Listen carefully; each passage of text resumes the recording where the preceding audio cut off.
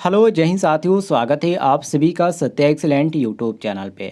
आज की डेट में पढ़ने वाले हैं IT electrician IT first year का मोस्ट इंपॉर्टेंट क्वेश्चन, जो कि आज की जो हमारी वीडियो होने वाली 5 नंबर की वीडियो होने वाली। इससे पहले मैंने 4 वीडियो पहले ही कंप्लीट कर रखा है, जिसका लिंक आपको इस वीडियो की डिस्क्रिप्शन बॉक्स में मिल जाएगा, या आप चैनल पे जाएंगे तो वहाँ पर आपको प्लेलिस्ट भी देखने को मिलेगा, तो आप प्लेलिस्ट भी देख लीजिएगा। तो चलिए आज का क्वेश्चन शुरू करते हैं क्वेश्चन नंबर 41 से, जिसमें क्वेश्चन नंबर 41 में पूछा जा रहा है कि कंड्यूट पाइप कैसे निर्दिष्ट किए जाते हैं। निर्दिष्ट का मतलब ये है कि कैसे इसको फिट किया जाता है, जो पाइप होता है उसको कैसे फिट किया जाता है। देखिए, कंड्यूट पाइप की विशेषता ये होती है साथियों कि कंड्यूट पाइप को यहाँ पर ध्यान देखिएगा कि इसका प्रयोग जो होता है वो दीवार के अंदर होता है। मतलब कि दीवार के अंदर यदि वायर को लेके जाना है तो वहाँ पर हम कंड्यूट पाइप का इस्तेमाल करते हैं। और कंड्यूट पाइप जो होता है साथियों, ये पीवीसी की बनाई जाती है और इसका प्रयोग वहाँ पर किया जाता है जहाँ पर तापमान अधिक होता है। और ध्यान रखिएगा, और ये जो आपकी होती है जीएआई के भी बनाई जाती है, मतलब कि आपका पीवीसी की भी बनाई जाती है और जीएआई का भी बनाया जाता है, इसको भी नोट कर लीजिएगा। और पीवीसी पाइप की यदि न्यूनतम व्यास की बात करें तो ये आपका कितना होता है, 19 mm होता है। कितना होता है, 19 mm होता है। और अधिकतम व्यास की बात करें तो अधिकतम व्यास आपका 65 mm होता है। न्यूनतम कितना होता है, न्यूनतम आपका 19 mm होता है और अधिकतम आपका 65 mm होता है। इसको भी आप नोट कर लीजिएगा, क्योंकि परीक्षा में ऐसे भी क्वेश्चन आपको बार बार पूछने के देखने को मिल जाते हैं। तो 19 mm न्यूनतम हो जाएगा और आपका 65 mm जो रहेगा वो अधिकतम हो जाएगा। और साथियों, इसकी यदि लंबाई की बात करें तो लंबाई आपका 3 मीटर होता है। कितना होता है, 3 मीटर होता है। लेकिन इसमें पूछा जा रहा है कि कंड्यूट पाइप कैसे निर्दिष्ट किए जाते हैं, तो इसका बाह्य जो व्यास होता है और एमएम में, इसका व्यास में और यहाँ पर एमएम में इसको निर्दिष्ट किया जाता है। तो ऑप्शन नंबर डी हमारा क्वेश्चन के अनुसार बिल्कुल करेक्ट आंसर हो जाता है, नोट कर लीजिएगा। आगे देखिए क्वेश्चन नंबर 42 को, जिसमें यहाँ पर पूछा जा रहा है कि पुनः तार बांधने योग्य फ्यूज के लिए फ्यूजिंग फैक्टर क्या है। ये आपको याद करने की जरूरत होगी कि फ्यूजिंग फैक्टर जो होता है उसका मान कितना होता है। फ्यूजिंग फैक्टर का साथियों जो मान होता है 1.4 होता है। कितना होता है, 1.4। और ऑप्शन में आपका दिया गया option number B, fusing factor 1.4। तो ये आपका बिल्कुल करेक्ट आंसर हो जाएगा। आगे देखते हैं क्वेश्चन नंबर 43 पे, जिसमें पूछा जा रहा है कि पेटेंट होल्डर संयोजन के लिए अंडरराइटर की गांठ का उद्देश्य क्या है। आपने देखा होगा जब आप होल्डर इस्तेमाल करते हैं, आपने गाँव में देखा होगा या आप भी होल्डर का इस्तेमाल करते होंगे, तो जब उसमें आप क्या कर फिट करते हैं, जो वायर को आप अंदर ले जाके तो उसमें गांठ दे देते हैं, ताकि जो होल्डर है वो उस जो अब यदि वो जो कनेक्ट यदि नहीं हो पाता है, तो मान लीजिए किसी वजह से यदि फॉल्ट होता है तो वायर जो जलती है जल जाती है, तो उसमें जो होता है आपका किसी चीज़ का वो नुकसान नहीं होता और नीचे वो जो है आपका जो बल्ब होता है वो नहीं गिरता, तो उसमें गांठ दी जाती है। तो उसी गांठ को यहाँ पर पूछ रहा है कि जो अंडर आइटम, मतलब कि अंदर की तरह एक अंडरकार गांठ दी जाती है, उसका उद्देश्य क्या है। तो देखिए, इसका उद्देश्य ये होता है साथियों कि जो इसमें आपका होता है जिसको बोला जाता है टर्मिनल, ठीक है, उसमें तनाव कम कर सके। मतलब कि जो डायरेक्ट आपका कनेक्ट कर देते हैं बल्ब से और आपका वायर से हो जाता है, तो उसके बीच जो गांठ दी जाती है वो उसको तनाव को कम करने के लिए, मतलब हम कह सकते हैं कि जो आपका होल्डर होता है एक सहायक सामग्री की तरह हम इसमें उपयोग करते हैं। और ये जो आपका प्रकार होता है होल्डर, इसका पेटेंट होल्डर होता है, जिसको पेटेंट होल्डर के नाम से जाना जाता है। और पेटेंट होल्डर की बहुत सारी विशेषताएं भी होती हैं, जैसे कि जो टर्मिनल के तनाव को कम करे, या इसमें जो आपका होल्डर होता है इसका इस प्रयोग इसीलिए काम में लिया जाता है। तो यहाँ पर देखिए, जो तनाव को टर्मिनल को कम कर सके, मतलब कि समान टर्मिनल को कम कर सके, अर्थात ऑप्शन नंबर आपका डी यहाँ पर बिल्कुल करेक्ट आंसर हो जाएगा।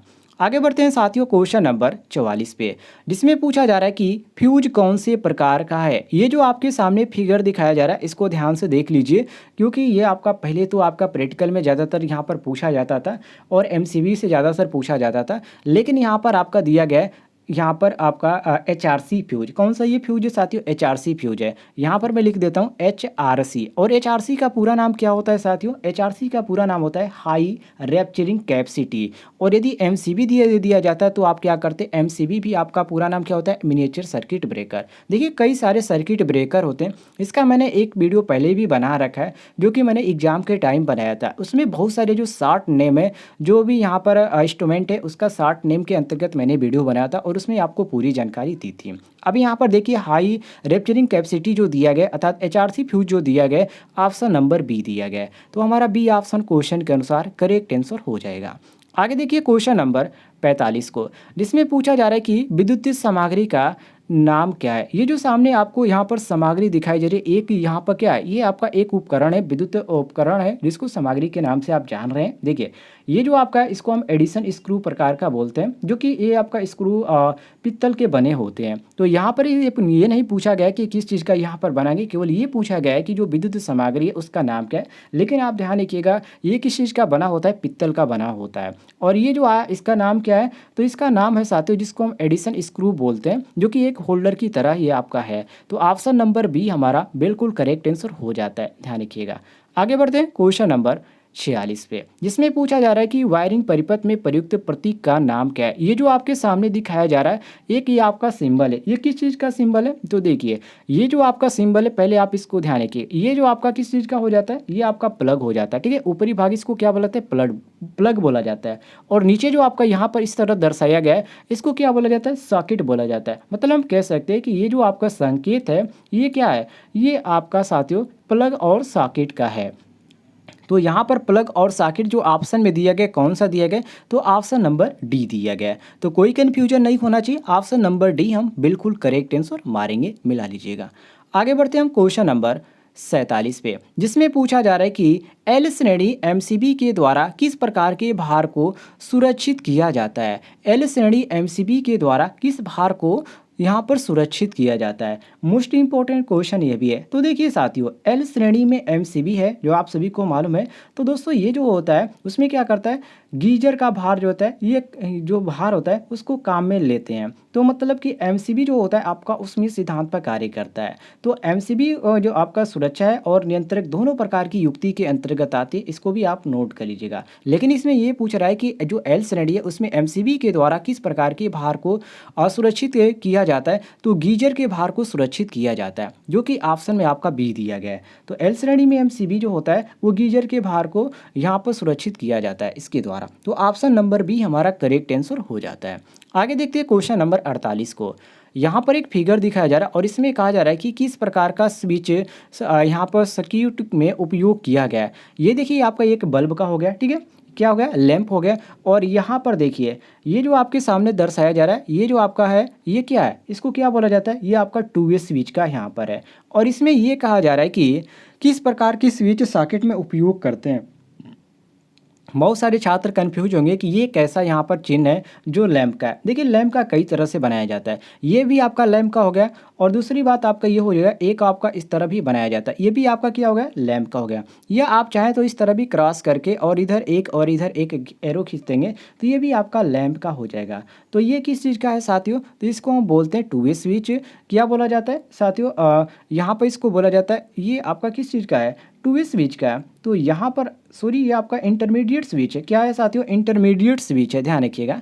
ऑप्शन नंबर यहाँ पर हमारा सही हो जाता है, ऑप्शन नंबर सी बिल्कुल करेक्ट आंसर। ऐसे क्वेश्चन आपको परीक्षाओं में देखने को मिल जाते हैं, कोई भी आपको घबराने की ज़रूरत नहीं है, ऐसे क्वेश्चन आपको एग्जाम में देखने को मिल जाते हैं। चलिए सॉरी दोस्तों, ये आपका टू वे ही स्विच है। कौन सा स्विच है, टू वे स्विच है, यहाँ पर दिया गया, आप देख सकते हैं टू वे स्विच दिया गया है। यहाँ पर थोड़ा सा कंफ्यूज हो रहा है, आप इसको देख लीजिएगा एक बार। वैसे मुझे लग रहा है यहाँ पर टू वे ही स्विच है, अलग यहाँ पर कोई नहीं, टू वे स्विच आप देख लीजिएगा, यही सही होगा, कोई कन्फ्यूजन नहीं है।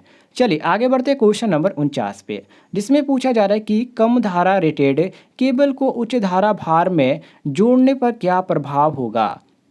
कम धारा रेटेड केबल को उच्च धारा भार में जोड़ने का क्या प्रभाव होगा। साथियों ये आपको समझने वाली बात है। कोई आप मान लीजिए वायर आपने ले रखा है, ठीक है, और वो कम कैपेसिटी की है, तो उसमें यदि आप अधिक धारा प्रवाहित करेंगे, मतलब कि यदि 5 एम्पियर की उसमें धारा प्रवाहित करना है और आप उसमें 20 एम्पियर की प्रवाहित करें, तो जाहिर सी बात है उसमें क्या होगा, उसमें आपका क्या होगा, आपका भार बढ़ेगा, ठीक है, मतलब लोड पड़ेगा। तो हम कह सकते हैं कि यहाँ पर कोई भी वायर है उसकी कैपेसिटी यदि 5 एम्पियर है और सहन की क्षमता जो है वो यदि 5 एम्पियर है और उसमें आप 20 एम्पियर की धारा प्रवाहित करते हैं, तो शॉर्ट सर्किट होगा, ये शॉर्ट सर्किट होगा ही।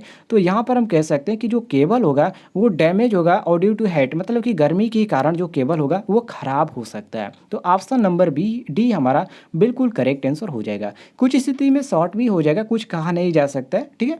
चलिए आगे बढ़ते क्वेश्चन नंबर 50 पे, जिसमें पूछा जा रहा है कि कंड्यूट सामग्री का क्या नाम है। ये जो आपके सामने दिखाया जा रहा है सामग्री, इसका क्या नाम है, इसको आपको बताना है। देखिए, इसको साथियों क्या बोला जाता है, इसको बोला जाता है निरीक्षण बैंड। क्या बोला जाता है? निरीक्षण बैंड बोला जाता है। कोई भी यहाँ पर आप बैंड है, उसको आप आसानी से इसके द्वारा आप निरीक्षण कर सकते हैं, कोई भी दिक्कत नहीं होता है। तो ऑप्शन नंबर सी हमारा बिल्कुल करेक्ट आंसर हो जाता है। यदि आपको कोई भी अदर जानकारी चाहिए तो कमेंट बॉक्स में पूछ लीजिएगा, आपको जानकारी मिल जाएगी। फिलहाल साथियों मिलते हैं अगले वीडियो में।